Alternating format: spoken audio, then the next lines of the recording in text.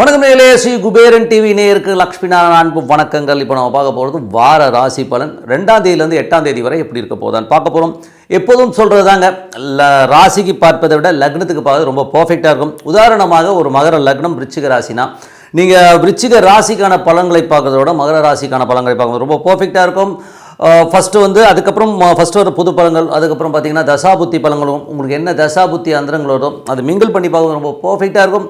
வீடியோட எண்டில் tip of the week இருக்குது, மறக்காமல் பாருங்கள்.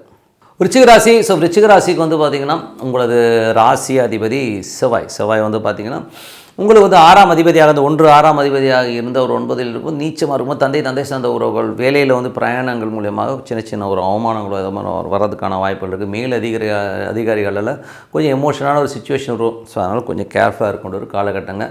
ஸோ அதனால் கொஞ்சம் பார்த்து நடந்துங்க. நிலப்புலங்கள் சார்ந்த விஷயம். ஏன்னா வந்து இவங்களுக்கு வந்து பார்த்திங்கன்னா 4இல் உள்ள சனி, அவர் வந்து செவ்வாய் வந்து இப்போ சனியுடைய சாரத்தில் இருக்கும்போது அது வந்து தந்தையுடைய சொத்துக்கள் சார்ந்த விஷயங்கள், தாயார் மற்றும் தந்தையால் வந்து சின்ன அவமானங்கள் ஏற்படும், ஒரு எமோஷன்ஸ் வர்றதுக்கான வாய்ப்புகள் ரொம்ப கேர்ஃபுல்லாக இருக்கின்ற ஒரு காலகட்டங்கள். அதுக்கப்புறம் பார்க்கும்போது வேலை விஷயங்கள். ஸோ வேலையிலையும் பார்த்திங்கன்னா கொஞ்சம் பார்த்து நடந்துக்கணும். வேலையில் வந்து ஏதாச்சும் வந்து நம்மளை எமோட் பண்ணுற மாதிரி விஷயங்கள் நடக்கிறதுக்கான வாய்ப்பு. பிரயாணங்கள் வந்து கொஞ்சம் கேர்ஃபுல்லாக இருக்கின்ற ஒரு அவசியம் இருக்குங்க. கொஞ்சம் பார்த்து நடந்துங்க. 2 மற்றும் 5ஆம் அதிபதியான குரு. ஸோ 2, 5ஆம் அதிபதியான குரு வந்து பார்த்திங்கன்னா உங்களுக்கு வந்து 7ல் இருக்கும்போது குழந்தைகளோட வளர்ச்சி, குழந்தைகளோட விஷயங்கள் சிறப்பாக நடப்பதற்கான வாய்ப்புலாம் ரொம்ப நல்லாயிருக்கும். சுப நிகழ்ச்சிகள் சார்ந்த விஷயங்கள் நடப்பதற்கான வாய்ப்பும் ரொம்ப சிறப்பாக இருக்கும். என்ன குரு வக்கரமாக இருக்கும், கொஞ்சம் ஸ்லோவாக நடக்கிற மாதிரி ஃபீலை கண்டிப்பாக ஏற்படுத்தும். அது செவ்வாயுடைய சாரத்தை சந்திரனுடைய சாரத்தில் போகும்போது கொஞ்சம் ஒரு எமோஷன்ஸ், சின்ன ஒரு எமோஷன்ஸை ஏற்படுத்தி அப்புறம் சிறப்பான பலன்களை கண்டிப்பாக கொடுத்துருங்க. அதுக்கப்புறம் பார்க்கும்போது உங்களுக்கு 3ஆம் அதிபதி 4ல் இருக்கும்போது நிலபுலங்கள், சொத்துக்கள் சார்ந்த விஷயம், நல்ல லாபங்கள் வர்றதுக்கான வாய்ப்புகள், ஏதாச்சும் லேண்டு விற்று ஒரு பெரிய பணம் வர்றது, ஒரு வண்டி விற்று ஒரு பணம் வர்றதுக்கான வாய்ப்புலாம் ரொம்ப நல்லாயிருக்கு. தாயாருடைய உடல்நலம் சார்ந்த விஷயங்களும் ரொம்ப கவனமாக இருக்கணுங்க. ஸோ அதுக்கப்புறம் 4ஆம் அதிபதி 5ஆம் அதிபதி ஒரு நட்சத்திர பரிவர்த்தனையில் இருக்கும்போது சொத்துக்களால் நல்ல லாபங்கள், மறைமுகமான லாபங்கள், வண்டி வாகன நல்ல லாபங்கள் வரதுக்கான ரொம்ப சிறப்பாக இருக்குங்க. ஸோ அதுக்கப்புறம் உங்களுக்கு வந்து 6ஆம் அதிபதி. ஸோ 6ஆம் அதிபதியான செவ்வாய் வந்து பார்த்திங்கன்னா உங்களுக்கு வந்து நீச்சமாக இருக்கும் பொழுது அது 9இல் இருக்கும்போது பிரயாணங்களில் ரொம்ப கவனமாக இருக்கணும். ஸோ வெளியூர் பிரயாணங்கள், வேலை விஷயமாக பிரயாணம் பண்ணும்போதெல்லாம் கொஞ்சம் கேர்ஃபுல்லாக இருக்கின்ற கொஞ்சம் பார்த்து நடந்துக்கணுங்க. ஸோ அதுக்கப்புறம் வந்து கடன் சம்மந்தமான விஷயங்கள், அவமானங்கள் ஏற்படுவதற்கான வாய்ப்பும் ரொம்ப கேர்ஃபுல்லாக இருந்துக்குங்க. 7ஆம் அதிபதியான சுக்கிரன் வந்து உங்களுக்கு 3இல் இருக்கும்போது நல்ல சிறப்பான விஷயங்கள், நல்ல லாபம், சந்தோஷங்கள், குதூகலங்கள், ஹாப்பியாக இருக்கிறதுக்கான வாய்ப்பு. கணவன் மனைவி வந்து ரொம்ப ஒற்றுமையாகவும் சந்தோஷமாக இருக்கிறதுக்கான வாய்ப்பு. சின்ன சந்தேகங்கள் வந்து போவோம், அது மட்டும் வரும், பட் அது கண்டுக்காதீங்க. ஸோ இதெல்லாம் ஆல் இந்த கேம், அதனால் எல்லாமே சிறப்பாக இருக்குங்க. ஸோ அதுக்கப்புறம் பார்க்கும்போது உங்களது 8ஆம் அதிபதியான புதன். ஸோ 8ஆம் அதிபதியான புதன் வந்து உங்களுக்கு ராசியிலே இருக்கும்போது மூத்த சகோதரர் மற்றும் நண்பர்களால் வந்து சின்ன ஸ்ட்ரெஸ் வரதுக்கான ரொம்ப கேர்ஃபுல்லாக இருக்கணும் ஒரு காலகட்டங்கள். 9ஆம் அதிபதியான சந்திரன் சிறப்பான பலன்களை கண்டிப்பாக கொடுத்துருவார். ஸோ வந்து யாருக்கும் சந்திர தசாபதி இருந்தாலும் நல்ல சிறப்பான பலன்கள், நல்ல ஏற்றங்கள் வருவதற்கான வாய்ப்பு ரொம்ப நல்லாயிருக்கு. ஸோ விருச்சிக ராசிக்கள் வந்து 10ஆம் அதிபதியான சூரியன் வந்து ராசியிலே இருக்கும்பொழுது புதிய தொழில் வாய்ப்புகள் வர்றதுக்கான வாய்ப்புலாம் ரொம்ப நல்லாயிருக்கு. புதுசாக ஒரு பிஸ்னஸ் ஆரம்பிக்கிற இந்த மாதிரி விஷயங்கள் ரொம்ப சிறப்பாக இருக்கிறதுக்கான வாய்ப்புலாம் ரொம்ப நல்லாயிருக்கு. ஸோ 12ஆம் அதிபதியான சுக்கிரன் வந்து பார்த்திங்கன்னா உங்களுக்கு 3இல் இருக்கும்போது நிறைய பிரயாணங்கள் மேற்கொள்வதற்கான பிரயாணம், நல்ல லாபங்கள் வர்றதுக்கான வாய்ப்பு ரொம்ப சிறப்பாக இருங்க. ஸோ என்னை பொறுத்தவரை என்னங்க, ஸோ இதுவரை பார்த்தது புது பலன்கள். ஸோ இனிமேல் பார்க்க போது தசாபுத்தி பலன்கள் எப்படி இருக்குன்னு பார்ப்போம். தசாபுத்தி பலன்கள் வந்து பார்த்தா விருச்சிக லக்னமாக இருந்து சூரிய தசாபுத்தி அந்த சூரியன் 10ஆம் அதிபதியாக இருந்து ராசியிலேயும் புதிய தொழில் வாய்ப்புகள் கிடைக்கிறதுக்கான வாய்ப்பில் ரொம்ப நல்லாயிருக்கு. விருச்சிக லக்னமாக இருந்து சந்திர தசாபுத்தி இருந்தாலும் சந்திரனுடைய சிறப்பான பலன்களை கண்டிப்பாக கொடுத்துருவாருங்க. நல்ல பிரயாணங்கள் மூலியமாக நல்ல லாபங்கள், வெளிநாட்டில் இருக்கிறவங்க வந்து நல்ல ஒரு விஷயங்கள் நடக்கிறதுக்கான வாய்ப்பு ரொம்ப சிறப்பாக இருக்குது. விருச்சிக லக்னமாக இருந்து செவ்வாய் தசாபுத்தி இருந்தாலும் செவ்வாய் வந்து வேலையில் ரொம்ப கவனமாக இருக்கணும். கடன் சம்பந்தமான விஷயங்கள், அவமானங்கள் ஏற்படுவதற்கான வாய்ப்பு ரொம்ப கவனமாக இருக்கணும். விருச்சிக லக்னமாக இருந்து ராகு தேசாபுத்தி அந்த ராகு 5இல் இருக்கும்போது அது வந்து 4ஆம் அதிபதி சாரத்தில் வந்து குழந்தைகளுக்கும் உங்களுக்கும் ஒரு டிஃப்ரென்ஸ் ஆஃப் ஒப்பீனியன் மனசுக்குள்ளே இருக்கிறதுக்கான வாய்ப்பு கொஞ்சம் கவனமாக இருக்க வேண்டிய ஒரு காலகட்டங்கள். ஸோ அதுக்கப்புறம் பார்க்கும்போது விருச்சிக லக்னமாக இருந்து குரு தசாபுத்தி, குரு வந்து பார்த்திங்கன்னா உங்களுக்கு 7இல் இருக்கார். ஸோ 7இல் இருக்க குரு வந்து சந்திரனுடைய சாரத்திலும் சிறப்பான பலன்களை கண்டிப்பாக கொடுத்துருவார். சுப நிகழ்ச்சிகள் நடத்துறதுக்கான வாய்ப்புலாம் ரொம்ப சிறப்பாக இருக்குது. விருச்சிக லக்னமாக இருந்து சனி தசாபுத்தி, சனி வந்து பார்த்திங்கன்னா உங்களுக்கு 3, 4ஆம் அதிபதி 5ஆம் அதிபதியுடைய சாரத்தில் இருக்கிறதெல்லாம் வந்து சிறப்பான பலன்கள் இருக்கும். சொத்துக்கள் விற்பனை மற்றும் வண்டி வாகன விற்பனை, அதனால் நல்ல லாபங்கள் வர்றதுக்கான வாய்ப்பு ரொம்ப நல்லாயிருக்கு. அது மட்டும் இல்லாமல் பார்த்திங்கன்னா சின்னதாக ஒரு தாயார் சம்மந்தமான விஷயங்கள், உடல்நலக்குறைவோ, ஸோ கொஞ்சம் மனஸ்தாபங்களும் அம்மாவுக்கு உங்களுக்கும் வரதுக்கான ரொம்ப கேர்ஃபுல்லாக இருக்கணும். விருச்சிக லக்னமாக இருந்து புதன் தசாபுத்தி அந்த நடக்கும்போது பார்த்திங்கன்னா புதன் வந்து பார்த்திங்கன்னா உங்களுக்கு வந்து 8ஆம் அதிபதி மற்றும் 11ஆம் அதிபதியாக இருந்த ஒரு ராசியிலே இருக்கும்போது கொஞ்சம் அந்த விருச்சிக லக்னக்காரர்களுக்கு வந்து ஃப்ரெண்ட்ஸுங்களாலையும் மூத்த சகோதரனும் கொஞ்சம் டென்ஷன்ஸ் வர்றதுக்கான வாய்ப்பு இருக்குன்னா கொஞ்சம் கேர்ஃபுல்லாக இருக்கின்ற காலகட்டங்கள் விருச்சிக லக்னமாக இருந்து கேது தசாபத்தியும் கேது வந்து 11லிருந்து சூழ்நிலை சார்ந்த தொழில் ரீதியான விஷயம் நல்ல லாபம் நல்ல ஏற்றங்கள் வருக்கான வாய்ப்புலாம் ரொம்ப நல்லாயிருக்கு. புதிய தொழில்நுட்பங்கள் புதிய தொழில் சம்மந்தமான விஷயங்கள் வாய்ப்புகள் கிடைக்கிறதுக்கான ரொம்ப சிறப்பாக இருக்குது. ஸோ நல்ல விஷயங்கள் தான்.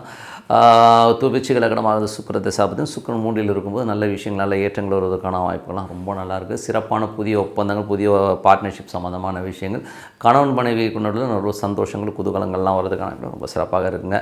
ஸோ நல்ல விஷயங்கள் நல்ல மாற்றங்கள்லாம் இருக்கணும். ஒரு பிரார்த்தனை அவசியமானதார இறைவனை பிரார்த்தனைகளும் கண்டிப்பாக லெவல் போகிறதுக்கான ரொம்ப சிறப்பாக இருக்குது. இப்போ பார்க்க போகிறது tip of the week. So tip of the வீக்கில் இப்போ நம்ம பார்க்க போகிறது என்னென்னா ஜோதிடம் உண்மையா. ஏன்னா வந்து இப்போ வந்து நிறைய கான்ட்ரவர்சிஸ் இருக்குது.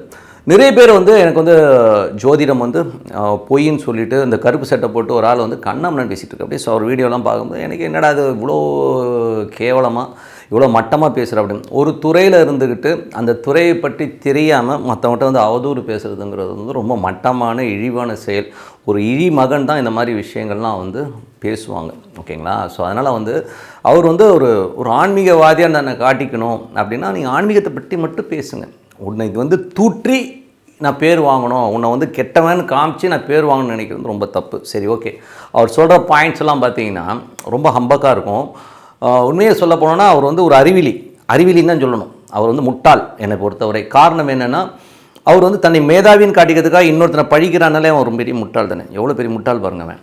ஸோ அந்த மாதிரி ஒரு ஆள். ஸோ எதுக்காக சொல்ல வரேன்னா ஒரு ஜோதிடம்ங்கிறது உண்மையாக பொய்யா அதுக்கு வருவோம் முதல்ல. ஸோ ஜோதிடம் உண்மையாக பொய்யானும் போது எவ்வளோ பேர் பெரிய பெரிய தலைவர்களே பார்த்துட்டோம்.